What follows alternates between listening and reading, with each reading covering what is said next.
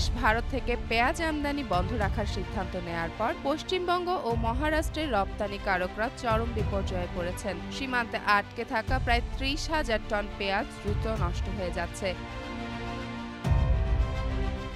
নাসিক থেকে ২২ রুপি ব্যয়ে আনা এই পেঁয়াজ এখন মাত্র ২ থেকে ১০ রুপিতে পানির দরে বিক্রি করতে বাধ্য হচ্ছেন ব্যবসায়ীরা। শুধু মাহাদীপুর সীমান্তেই মজুতে ছিল প্রায় ২০,০০০ টন পেঁয়াজ। রপ্তানিকারকদের অভিযোগ, বাংলাদেশে আমদানিকারকদের মৌখিক আশ্বাসের ভিত্তিতেই এত বিপুল পরিমাণ পেঁয়াজ সীমান্তে আনা হয়েছিল।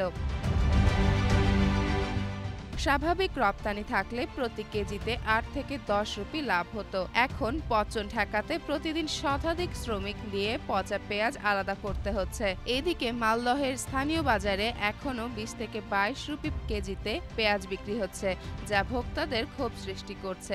কলকাতা সহ আশেপাশের শহরে ভালো মানের পেঁয়াজ ২৫ থেকে ৩০ রুপিতে বিক্রি হওয়ায় ক্ষতি ও বাজার দর দুই বৈপরীত্যভাবে পরিষ্কারভাবে দৃশ্যমান। কলকাতা সহ আশেপাশের শহরে ভালো মানের পেঁয়াজ ২৫ থেকে ৩০ রুপিতে বিক্রি হওয়ায় ক্ষতি ও বাজার দর দুই বৈপরীত্য পরিষ্কারভাবে দৃশ্যমান। যেমন ফারিয়া, জনকণ্ঠ।